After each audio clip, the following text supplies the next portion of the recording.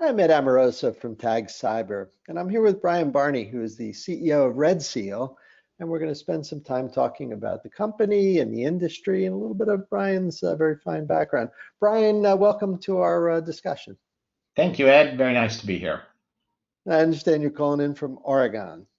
I am in rainy Oregon. Very rainy We're at the moment. filming this in late November 2020, and I guess you've had a number of days of rain, so hopefully Yeah, things will clear up soon. yeah, Well, probably not Bryan, in March. Let, let's start with just kind of a brief summary. Some people just tuning in may suspect a lot will be familiar with Red Seal, but some maybe not. So why don't you give a brief summary of the company before we get into our discussion? Yeah, sure. So Red Seal has been around for about 10 or 12 years. And I remember I actually saw them probably 10 years ago at RSA when I was working for McAfee. And I was very intrigued by what they did because what they do is they take inputs from all of your networking devices, routers, switches, firewalls, etc. And then they build a model of your network. And then from that model, they can simulate attacks. They can tell you if your network is compliant with various best practices. They can tell you where the holes are and the vulnerabilities in your network, which is extremely important. And I thought that was really powerful because I think building a model like that is hard, and the engineer inside me thought that was a really interesting problem to solve. But it also is really, really valuable because, as was said by Bruce Schneier, years and years ago, the worst enemy to security is complexity, right? And so helping people get their arms around complexity is really what Red Seal is about. Yeah, Bruce's comment is correct. And sort of the corollary to that is that if you don't see it, you're not going to have a very good job protecting it. And I think Red Seal Exactly. does a nice job of that. So. Yeah, we have customers who are, when we do a model for their environment, they're always shocked at what they find. We've had customers who they do a model of their environment and they find out that somebody's got an Xbox connected to their PCI network, which is obviously a bad thing. We had another customer who they had these nice IPS boxes that they were very proud of that they had installed. And when we modeled their environment, we found out the IPS boxes really could only see the traffic from the printer subnet. So, other than print jobs going back and forth, they weren't actually looking at any of the traffic of the company. And so we see things like that all of the time. Bryan, you'd mentioned McAfee. Yeah. I want to ask you, take us through your journey. You've had a really interesting background in cyber. You're one of our veterans. Tell the folks watching a little bit about yourself. Yeah, I got involved in commercial software almost 30 years ago. Mm. And about 19 years ago, I got into cybersecurity, and I started at McAfee. And I was at McAfee for 13 years, actually, I think. And it was a really great run because McAfee, we grew and we got into all kinds of different security spaces. So in the course of time I was there, I built endpoint products and I built firewalls and IPS devices, network security products, web filtering products, SIMs. So most of the fundamental technology that people have to secure their environment, I've worked on at one point or another. So it was a really great educational experience for me. I ended up being over all of the product development, all of the engineering, all of the research worldwide. I got involved in consumer. I got involved in high-end enterprise and federal business. I got involved in SMB, and it was a great experience. And I got to see how the cybersecurity space evolved. When I started there, cybersecurity was about protecting against viruses that were written by some teenager in his mother's basement. It was a way of engaging in sort of high-tech graffiti, right? And now it's much more business oriented, it's much more state driven, it's much more sophisticated, and there's a whole ecosystem for it. So the world is, I got to see the world change a lot while I was at McAfee. Provides a pretty good base for this kind of very holistic approach that you take at Yeah. Red Seal. So tell me, I assume at Red Seal you're dealing primarily with enterprise teams that are managing some infrastructure. Tell me a little bit about your experience now, talking to some customers and getting a sense of how they're using the tool to solve business problems. Yeah, so we've got a lot of customers with the federal government. We've got a lot of customers that are large customers because they recognize that they've got a network that's an environment that's it's living, it's breathing, it's always changing, it's large, and it's very, very complicated.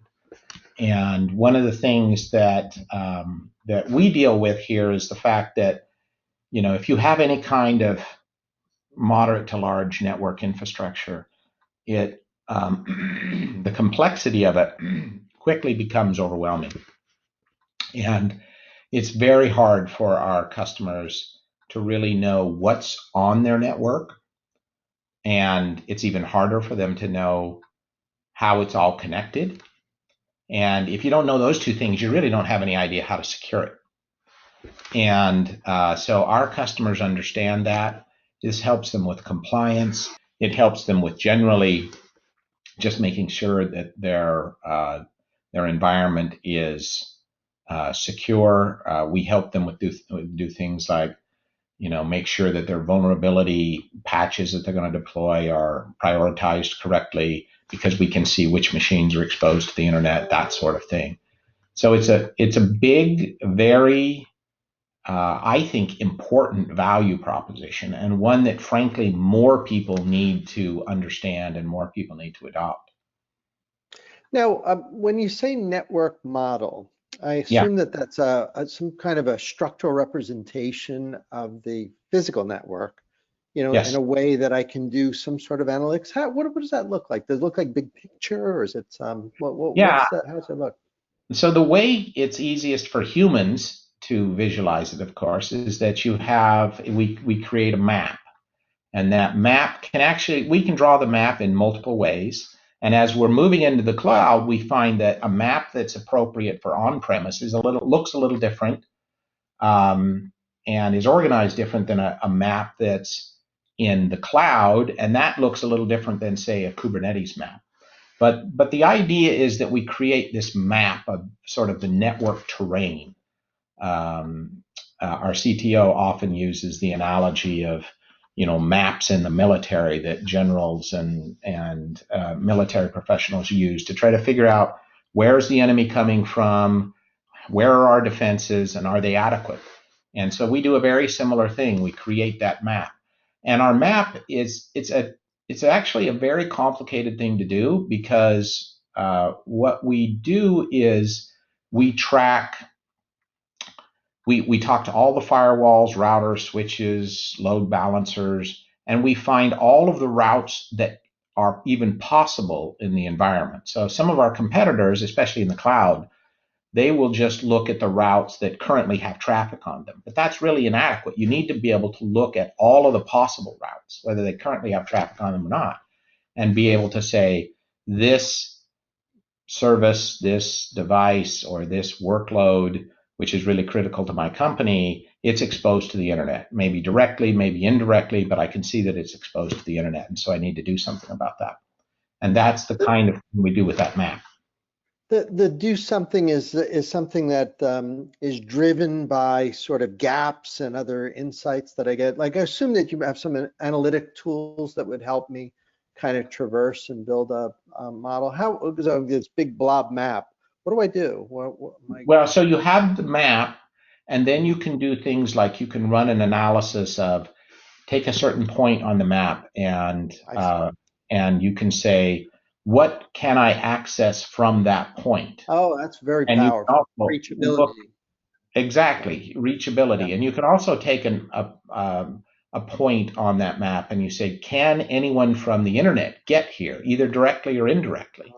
And that's a very important and actually a pretty sophisticated thing to calculate. Yeah, I would imagine it would be. I would think from a compliance perspective, it'd be spectacularly useful because you're Yeah, always getting those kinds of questions, and people generally are working off of like PowerPoint charts or even hand drawings sometimes of networks. This is a exactly. great improvement. Yeah, we find that a lot of our customers, especially in the military, where STIGs is such a hard requirement, right? They have to have STIGs compliance. They are not allowed to operate without STIGs compliance. It's not optional, and we can help them determine whether a particular application or a network layout is STIGs compliant. So that's actually a very big part of our value proposition in that particular market. You know, you've mentioned the federal government a few times. I'm going to broaden this question, just kind of ask, based on your experience, what do you think of the different branches of our federal government, civilian, defense? How they doing in cyber? I mean, I know they buy your tool, but in the context of that, do you think things have gotten better? So maybe from when you were first looking at them with McAfee, or sadly, I do you think things are getting worse? it's a good question, and I don't know that I'm actually the best person to answer that because it's a very broad effort. But I mean, they clearly take it super seriously, and they clearly invest a great deal into it. And um, um, and I do think they're a lot more sophisticated than they were years ago. I remember when I was at McAfee one time, I was called back to the Pentagon over Thanksgiving holiday. So I don't know how many years ago, it was about this time of the year. I was called there over the Thanksgiving holiday because they had an infection in one of their air gapped secret networks. And the reason for the infection, at least the rumor amongst all of us that were called back, was because some general had found a USB thumb drive sitting in the parking lot, and he had gotten irritated that someone would be so careless, and he went back and he plugged it into his laptop, which was connected to the secret network, and infected it all. And sadly, because it was air gapped, it wasn't actually all that well protected. Now, that was 12 years ago. I think they're a lot more sophisticated than that now. So much for SIPRNet, NIPRNet gateways, right? And air Yeah, gaps. exactly. Exactly. Now, obviously, I'm sure you get asked all the time about cloud, but as these companies, enterprise, large, medium, and small, begin to kind of sprawl out across SaaS and multi-cloud, I think some people would reference the networking as SASE and as the architecture zero trust. But once Yeah. you got that, do I divide and conquer with your tool? Like, because then my network would probably be a lot of different segments. I'm just It curious how would. I And would so approach something like that.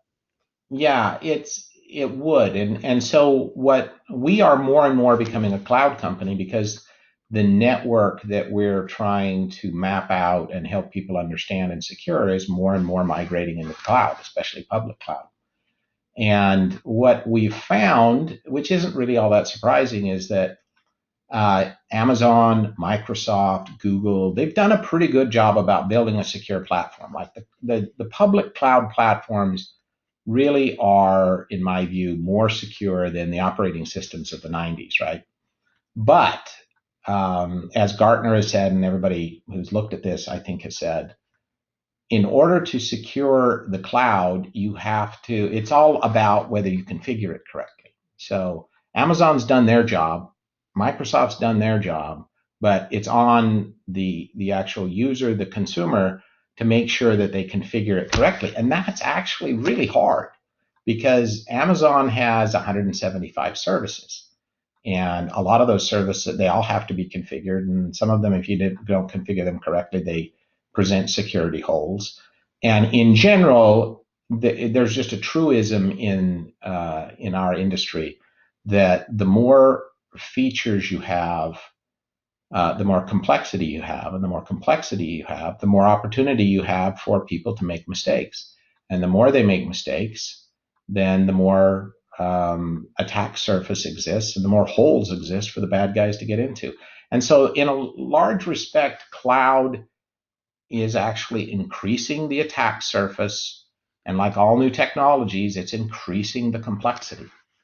And so, even though they're secure platforms, taken as a whole, if you're a CISO for a large company and you've got this on-prem network that's already pretty sophisticated and complicated, and now you're adopting AWS, and maybe you're also adopting Azure, so it's going to be a multi-cloud hybrid environment, that environment is just going to inherently be more complex than what you had before, which means there's more attack surface and there's more chances for the administrators to configure it incorrectly.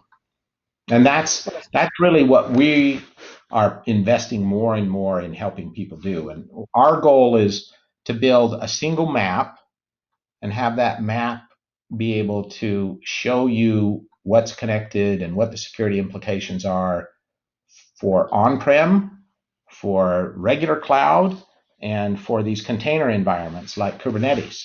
And the maps will look a little different as you move from one to the other, but they'll all show basically the same information. Well, that's quite a range, when you're ranging from multi-cloud to orchestration of Docker containers. That's a big range. But you're right, that is the visibility space for the network security engineer. It's not an easy kind of activities. No. Yeah. If you think about some of the new mechanisms that are in these cloud environments, like Kubernetes, you can set up namespaces, and then you can create segmentation around those namespaces. And of course, in all of these environments, you have microsegmentation. So you can create, access rules around every workload and every element in your environment. So you aggregate that all together, and that just becomes very, very, very complicated. The aggregate of all these things is always super complicated. Well, it's good that you're offering some support for customers to unravel, to use your term, the complexity. And it's extremely refreshing to hear you say that, because I do agree, in my experience in cyber, the villain is when you don't understand what you've got. Yeah. It's too complicated. You hate to be so deliberate and make it seem so simple, but that's true. When there are problems, it's usually because you didn't account for something that you'd missed. I'm going to ask you to put your crystal ball out on the table here and tell me a little bit about what you think is coming. You're a CEO of a very cool company, and what do you think in terms of kind of threat and business environment and 2021 coming up? What's keeping you up at night, and what has you pretty excited? What do you see ahead for us? Well, if you think about where cybersecurity is heading, I've been in the space 19 years. I honestly have to say we're no closer to winning the war against the bad guys than we were 19 years ago. If anything, we're losing ground. So that's the bad news. We're getting a lot more sophisticated about it. And, when I first got into the space, it was all about protection with firewalls and antivirus, et cetera. About 5 or 6 years ago, the industry kind of admitted something that I thought was interesting. They admitted that, you can spend all the money you want on very sophisticated protection technology, and the bad guy's still going to get in. So now you need this new breed of technologies, these EDRs, these detection technologies, because shift right, yeah, and you're just going to have to accept the fact that you're going to get compromised, and so you need to have a set of tools that will help you recognize when you're compromised quickly and limit the damage and do remediation. And that's totally true. There's no argument there. But it's also kind of a sad state of affairs to say that we're just going to admit that we're all going to get compromised at some point. Being a CISO is a really hard thing right now, because sooner or later you're going to get compromised, and you just hope it's not so bad that the board really, really crucifies you over it. And that in and of itself, I think, is sort of a bad sign that we have to admit that. Now, so how do we deal with that? At RedSeal, like I said, we're focused on complexity and how complexity drives a lot of this. And we're not going to get a decrease in complexity by asking everybody to be more careful or to slow down their innovation. The only way I think you're going to fight this is you have to fight fire with fire. You basically have to say innovation is the lifeblood of our industry, and it's a force of nature. No human being is going to slow it down or stop it. And so what we have to use is technology to try to get our arms around that complexity. And so we have to fight fire with fire. We have to build sophisticated technologies. Modeling technologies is one example where you can model that complexity and create. The whole point of a model is to portray the real world in a simple enough fashion that it's actionable and understandable for human beings. So I think the industry is going to recognize that and is going to put more emphasis on that. Obviously, there are other mega trends going on. The move to the cloud is going to be huge, and it's going to continue for the next 10 years. And the cloud is going to become more and more sophisticated. And that, I can tell you, having worked at McAfee, Sophos, Symantec, that's a big challenge for traditional security, all security vendors, because they're used to providing security for endpoints, for on-premise data centers, and now those data centers are moving into the cloud, and a lot of, you have zero trust networking, which is kind of changing the paradigm for how you're doing network security. And so these big security vendors are having to figure out, how do we secure the cloud?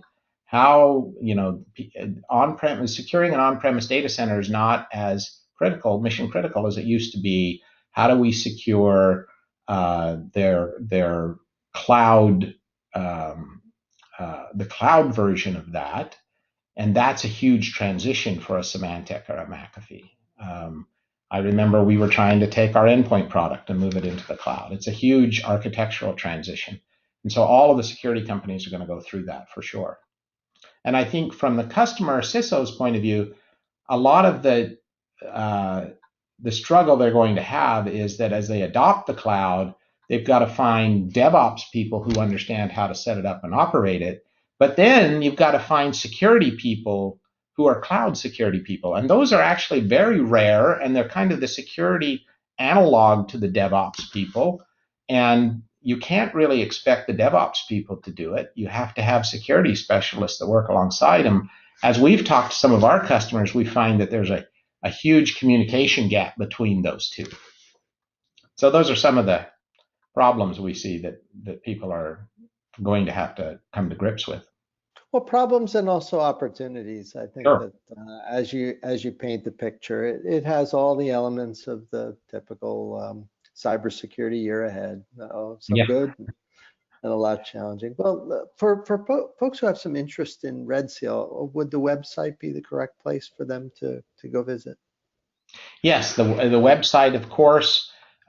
We've got a lot of material on the website, and sometimes you see it posted by our social media accounts. We've got this brilliant CTO named Mike Lloyd, who produces material pretty much every week describing the problem and how we solve the problem. And so, yeah, the website and some of Dr. Mike's material would be the best place.